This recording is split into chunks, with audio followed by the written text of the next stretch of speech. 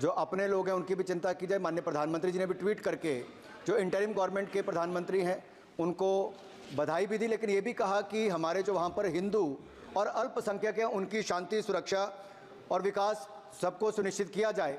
लेकिन दुर्भाग्य ये है सर कि नेता प्रतिपक्ष और कांग्रेस पार्टी के अध्यक्ष ने ट्वीट जब किया या उनको बधाई जब दी तो हिंदुओं की वहां पर सुरक्षा की कोई बातचीत नहीं की, ना ही उसका उल्लेख किया, ना ही अल्पसंख्यकों की सुरक्षा की बात की। ऐसी कौन सी मजबूरी थी कि ये लोग वहां पर हिंदुओं और अल्पसंख्यकों की सुरक्षा की बात भी नहीं कर सके? गाजा को लेके आपने बड़ी बड़ी बातें की, गाजा को लेके आप बड़ी बड़ी बातें करते थे, लेकिन यहाँ पर आकर आपने जहाँ पे ये स्मार्ट सिटी लगाई गई है वहाँ पे कुछ काम नहीं हो रहा है। महाराष्ट्र में लोकल बॉडी गवर्नमेंट में पिछले 3 सालों से इलेक्शंस नहीं लिए हैं और इसीलिए जो स्मार्ट सिटीज है वहाँ पे अधिकारी जो है और जो स्मार्ट सिटी के कॉन्ट्रैक्टर्स है उनके बीच में नेक्सस है। ना शोलापुर में रास्ते हैं, ना एयरपोर्ट है, ना पानी है। मैं आपके द्वारा हैं किसान अपने खेत पर नहीं जा पा रहे हैं। सभापति जी, हम आपके माध्यम से मांग करेंगे इसकी रोकथाम की जाए। अगर कल्पना कीजिए कि दिल्ली में बाघ आ जाए, तेंदुआ आ जाए, कहीं आज संसद में आ जाए और किसी और शोर मचाया सरकार ने प्रधानमंत्री रोजगार सृजन योजना, परंतु इस योजना के अंतर्गत बहुत हमारे उत्तर प्रदेश के हर जनपद में बहुत इकाइयां लगी हैं जिन्हें लोन भी मिला और आज तक उनको सब्सिडी नहीं मिल पाई। जिला उद्योगों के द्वारा 3 वर्ष बीत जाने के बाद भी सब्सिडी का समायोजन होते हुए अपनी स्वीकृति पत्र प्रदान नहीं किए गए। जिला उद्योग केंद्रों में पूछने पर बताया जाता है कि इसका सत्यापन सरकार द्वारा किसी प्राइवेट संस्था जो किसी एक विशेष संगठन से जुड़ी हुई है के माध्यम से कराया जाता है और अपनी रिपोर्ट पोर्टल पर अपलोड करने के बाद ही सब्सिडी को ऋण में सम्मिलित किया जाएगा।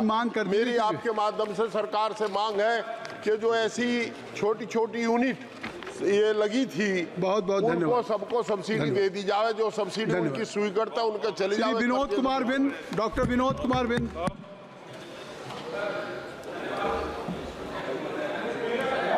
काल में बोलने का अवसर दिया। मैं अपने क्षेत्र की एक महत्वपूर्ण समस्या पर मैं अपनी बात कहना चाहूँगा। हमारे संसदीय क्षेत्र में पूर्णिया अभी तो इधर लगातार चल रहा था, बहुत अधिक संख्या में लोग रहते हैं। वहाँ पर कई धार्मिक स्थल भी हैं, जैसे सीता समाहित, लव कुश जन्मस्थली, वाल्मीकि जन्मस्थली। और वहाँ के लोगों को वहाँ जब लोग आते हैं तो उनको जो है जैसे इलाहाबाद जाना होता है, इलाहाबाद संगम के प्रयागराज संगम के लिए जाना होता है, मध्य प्रदेश मैहर की देवी के दर्शन के लिए जाने होता है, विंध्याचल जाना होता है, तो उन्होंने काफ़ी दूरी से तय करना पड़ता है। तो मैं आपसे निवेदन करूंगा कि वहाँ धनतुलसी से डेंगूपुर का 1 किलोमीटर दूरी का पुल है, पुल का निर्माण होना चाहिए। शंकर लालवानी जी, धन्यवाद।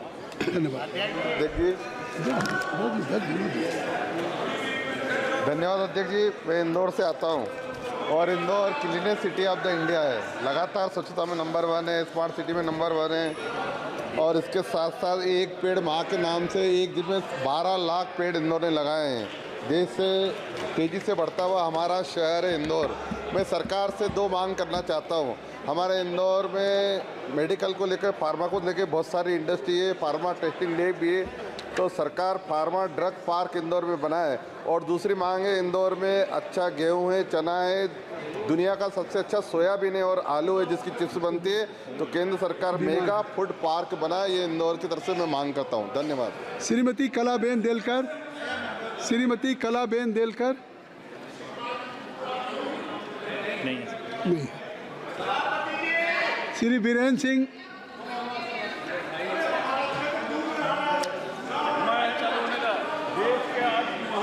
संस्थान बनारस हिंदू यूनिवर्सिटी की तरह अति संवेदनशील विषय पर आपका ध्यान आकर्षित करना चाहता हूँ। अपनी बात कहें और मांग करें। मैं बात ही विषय पर आ रहा हूँ। वहाँ पर अभी तक एग्जीक्यूटिव काउंसिल का गठन नहीं हो पाया है। केवल एक व्यक्ति उस पूरे यूनिवर्सिटी का संचालन कर रहा है, जिससे पारदर्शिता नहीं हो पा रही है। आज 3 साल से एग्जीक्यूटिव कमेटी नहीं है जो वहां पर सारे संचालन का काम करती है। मैं मांग करता हूं कि तत्काल संचालन जो है उसके लिए एग्जीक्यूटिव बॉडी का गठन किया जाए। कटिहार, पूर्णिया, किशनगंज, अररिया जो ये इलाका है बहुत ही गरीब और अत्यंत पिछड़ा इलाका है, सीमांचल कोसी। यहाँ स्मार्ट मीटर का आतंक है हुजूर। मीटर रीडिंग और मीटर को रिचार्ज किया नहीं जाता कि लोगों, मिडिल क्लास, गरीब और अत्यंत पिछड़े लोगों पर जो जिस तरीके से मीटर के द्वारा लगातार शोषण हो रहा है। ये जो स्मार्ट मीटर है ये बहुत गलत है, इसकी रीडिंग की जांच बहुत ही आवश्यक है। मेरा आग्रह है कि जो कटिहार जिले में आज से 3 साल पहले जो जमीन अधिग्रहण किया गया विद्युत योजना के लिए, विद्युत ग्रिड के लिए, अभी तक सरकार ने जमीन नहीं दिया है विद्युत ग्रिड के लिए। कोढ़ा में विद्युत ग्रिड की जमीन आवश्यक है और बिजली का कटौती बहुत ज्यादा हो रहा है मेरे क्षेत्र में। सबसे अधिक कटिहार पूर्णिया में बिजली की कटौती हो रही है। हो गया 1 टेरिफ 1 बिजली की। आप सीनियर सदस्य हैं, एक प्रस्ताव में शून्य प्रहर में एक ही विषय आप उठा सकते हैं। माननीय आप कई विषय न सभापति जी, समाएं। आपने मुझे समय दिया, बहुत बहुत धन्यवाद देती हूँ। मैं सरकार से आग्रह और निवेदन करती हूँ कि जिस तरह नगर पालिकाओं का मास्टर प्लान बनाया जाता है, उसी तरह हमारी जो पंचायतें ग्रामीण क्षेत्र की, उन पंचायतों का भी एक मास्टर प्लान बने, जिससे गांव की प्रत्येक गली सीसी रोड सहित नाली सहित बनाई जाए। गांव में विद्युतीकरण हो, गांव में पानी की अच्छी व्यवस्था हो, गांव में शिक्षा और स्वास्थ्य की बेहतर व्यवस्था हो, क्योंकि गांव के अभी भी जो नल जल योजना है उसका काम भी ठीक नहीं चल रहा है। इसलिए सारी व्यवस्थित योजना बने, इसके लिए पंचायतों का एक मास्टर प्लान तैयार हो शासन की तरफ। के अमृता महोली के नन्ही कटगरा और धौरारा के कैरातीपुरवा में बाघ तथा तेंदुए का इतना आतंक है कि पिछले 2 महीनों में जब से हम लोग सांसद बने हैं तब से 3 कैजुअलिटी हो चुकी हैं। बच्चे स्कूल नहीं जा पा रहे हैं, किसान अपने खेत पर नहीं जा पा रहे हैं। सभापति जी, हम आपके माध्यम से मांग करेंगे इसकी रोकथाम की जाए। अगर कल्पना कीजिए कि दिल्ली में बाघ आ जाए, तेंदुआ आ जाए, कहीं यहाँ संसद में आ जाए और किसी और। श्रीमती संजय, आपकी बात आ गई बात श्रीमती संजय जाटव। धन्यवाद अध्यक्ष महोदय। अनुसूचित जनजाति जाति के वर्ग के संदर्भ में आरक्षण संबंधी 1 अगस्त 2024 को माननीय उच्च न्यायालय द्वारा एक आदेश में इन वर्गों के लोगों को उप वर्गीकृत करके आरक्षण व्यवस्था दी जाने का प्रावधान किया गया है। इस प्रावधान में राज्य सरकार को अनुसूचित जनजाति एवं जनजातियों के लोगों को सम्मिलित करने का निर्देश दिया गया है, जिसमें वास्तविक में लोगों के उपयोग राजनीतिक दल एवं सत्ता दल वोट बैंक के रूप में करने के आदेश वो हुए। साथ ही इस आदेश द्वारा संविधान। एक मिनट सर कंटिन्यू करें। आदरणीय अध्यक्ष जी, दिल्ली में सीवेज की व्यवस्था पूरी तरह चरमरा गई है और दिल्ली सरकार पूर्ण तरह संवेदनहीन है। अध्यक्ष जी, मेरी अपनी लोकसभा में किदवई नगर, कोटला, मुनीरका, कीर्ति नगर, राजेंद्र नगर और यहाँ तक कि और कई अन्य पॉश इलाके भी पूरी तरह डूब रहे हैं। यहाँ पर डीसिल्टिंग नहीं कराई गई है नालों की और सुपर सकर भी कोई बहुत ज़्यादा प्रभावशाली नहीं है। मेरा ये निवेदन है केंद्र सरकार से कि एक हाई लेवल कमेटी का गठन हो ताकि दिल्ली सरकार की निष्कर्मता की जांच हो सके और इस स्थिति से। अध्यक्ष महोदय, मैं धन्यवाद देती हूँ कि आपने मुझे अवसर दिया। अध्यक्ष महोदय, जो स्मार्ट सिटी योजना है केंद्र शासन की, मैं ये कहना चाहती हूँ कि it's a money making racket. जितनी भी महाराष्ट्र में सिटीज़ है जहाँ पे ये स्मार्ट सिटी लगाई गई है, वहाँ पे कुछ काम नहीं हो रहा है। महाराष्ट्र में लोकल बॉडी गवर्नमेंट में पिछले 3 सालों से इलेक्शंस नहीं लिए हैं और इसीलिए जो स्मार्ट सिटीज़ है वहाँ पे अधिकारी जो है और जो स्मार्ट सिटी के कॉन्ट्रैक्टर्स हैं उनके बीच में नेक्सस है। ना शोलापुर में रास्ते हैं, ना एयरपोर्ट है, ना पानी है। मैं आपके द्वारा चाहता महोदय आपके माध्यम से आपके माध्यम से प्रयागराज में मेट्रो रेल के संबंध में मैं आप इस महती सभा के माध्यम से सरकार का ध्यान ऐतिहासिक और सांस्कृतिक विरासत की धरोहर पावन शहर प्रयागराज में मेट्रो रेल परियोजना में हो रही विलंब के समस्या के बारे में इसको अखिलेश सरकार ने डीपीआर स्वीकृत कर दिया था। इसको लाइट मेट्रो रेल में वर्तमान सरकार ने परिवर्तित कर दिया है। और अजय स्मिता, प्लीज संगीता जी धन्यवाद आप बैठ जाइए। धन्यवाद सभापति महोदय। किसानों की उत्पन्न दोगुनी करने के लिए हमारी सरकार लगातार प्रयास करते आ रही है। मेरे क्षेत्र के कई किसानों को अभी भी 2022-23 सीजन के फसल का बीमा का लाभ अभी नहीं मिला है। एक गंभीर मुद्दा है जो किसानों को आर्थिक रूप से प्रभावित कर रहा है। तत्कालीन कृषि मंत्री के मार्गदर्शन में जिला प्रशासन ने इस मुद्दे को हल करने के लिए एक शिकायत निवारण समिति का गठन किया था। समिति ने लगभग 12,000 किसानों को 8,000 में से 2,000 किसानों से तत्काल राज्य को समिति को दाखिल किया था और उसके बाद समिति ने इसमें जांच पड़ताल कर लगभग 6,690 किसानों को दावा का सत्यापन किया। अपनी मांग करिए, अपनी मांग करिए। मिला है। मैं सरकार से अनुरोध करती हूँ कि मैं तत्काल संबंधित अधिकारियों को निर्देशित कर बस इस प्रक्रिया को तेजी से लगाएं। Sir, for giving me the opportunity to But you raise. take only 30 seconds because there are so many honorable members those you have to be speak. Sir, but I have to breathe also. It's an important issue. Give me some time. Important issue concerning violation of rights, harassment and mental torture of lady officers in UCO Bank in Odisha. Several of these lady officers have been transferred to faraway places like Gujarat, Kerala and Karnataka in clear violation of clause 14 of the transfer policy of the bank, which clearly states that women officers shall be transferred within the presently posted state or any other adjoining state. These ladies as disciplined officers went and joined their new postings and worked there for 2 years, suffering great hardship and personal inconvenience, innumerable difficulties, leaving their husbands, children, parents behind. No, sir, I have to say, I haven't reached the point. No, give me kindly conclude. Sir, 2 seconds. It's very important. And 20. We have constraints regarding the time. I think so. You are well aware about that. Sir, but we there are so many member of parliament. I have given you opportunity. Please, kindly conclude. Speaker, sir, thank you for permitting me to raise a matter of urgent public importance, which is regarding the upgradation of Mariamanahalli SH25 road as national highway. Sir, this SH25 is an important major international interstate highway road which connects NH50, NH48 and NH69 and passes through 3 major districts of central Karnataka, which is Vijayanagara, Davangere and Shimoga.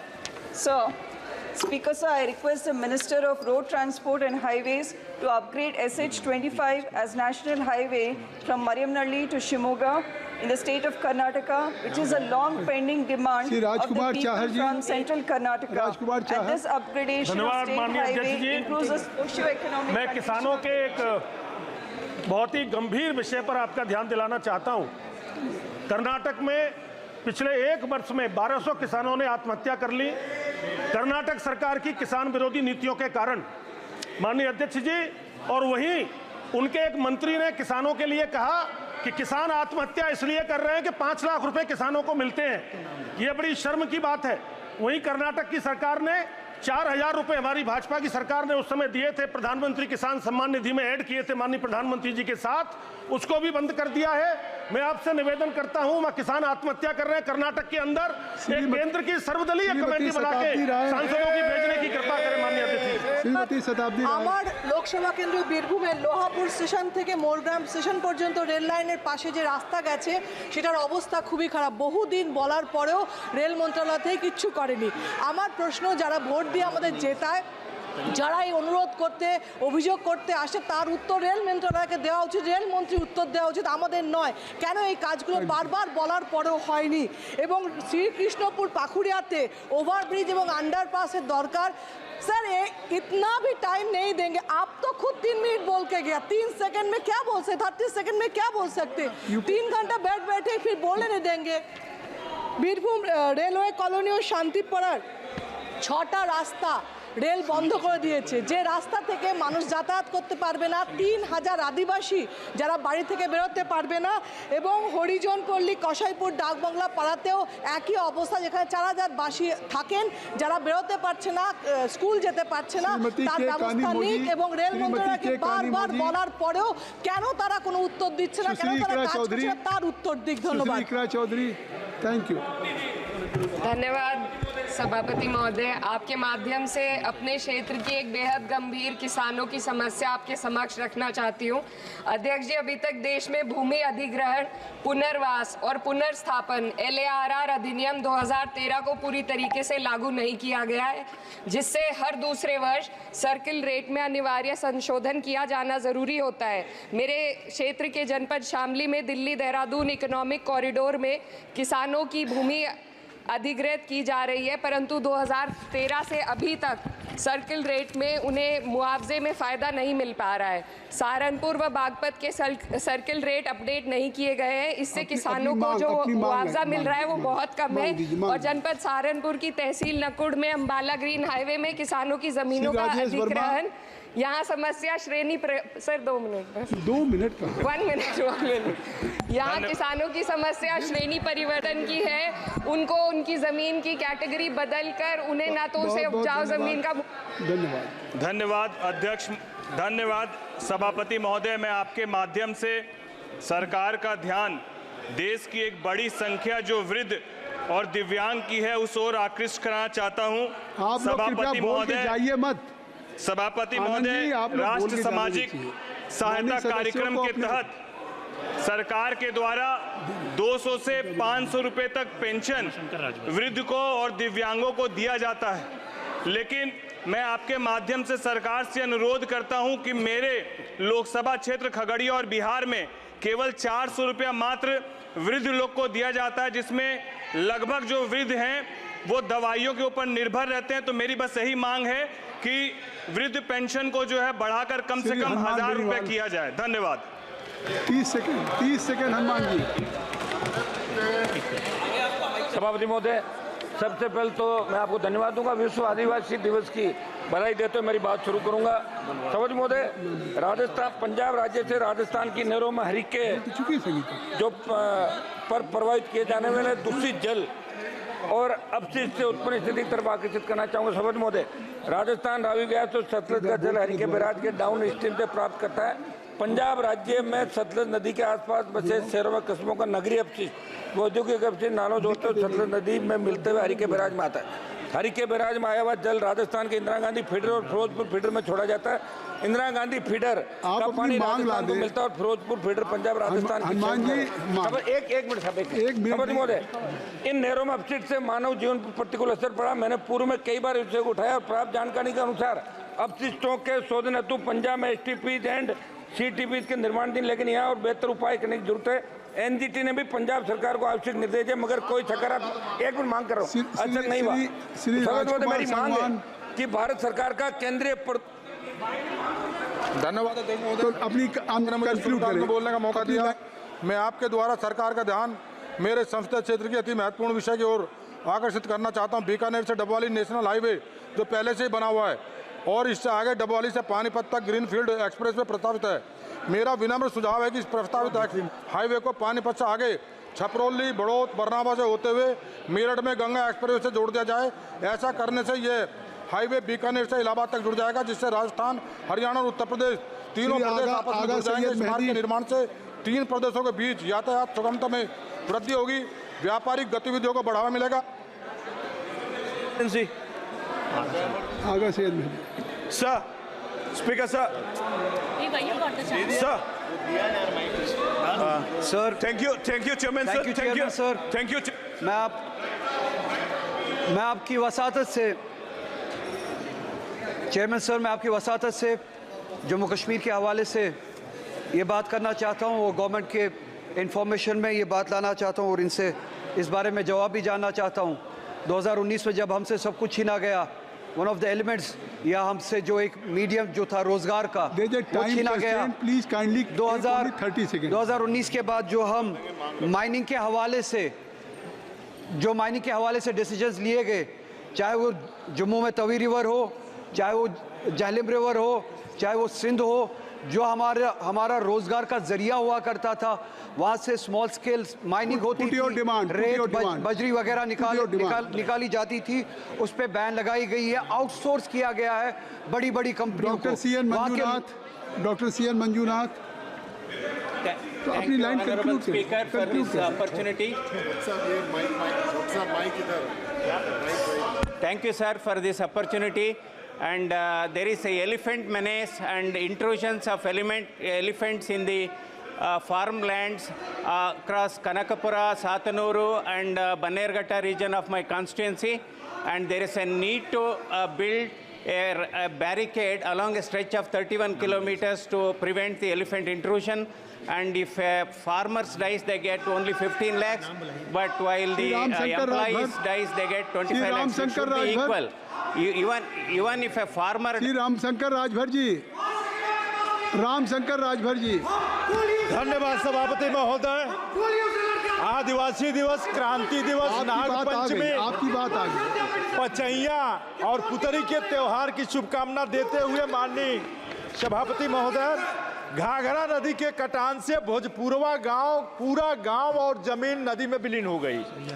Ghaghara नदी से खरीद, निपनिया, पुरुषोत्तम पट्टी, बिजलीपुर, सुल्तानपुर, ताहिरपुर, खादीपुर, कुशिनपुर, कोटवा, तुर्ती पार, महुआ पार, खैरा, दुहा, बिहरा, कृपया मांग करिए। और गंडक और खनुआ नदी से बलुआ, अफगान, लक्ष्मीपुर, बांसघाट, घाटी, सरिया, खैराट, ये सारे गांव में गंडक नदी, खनुआ और घाघरा से हम प्रताड़ित हैं।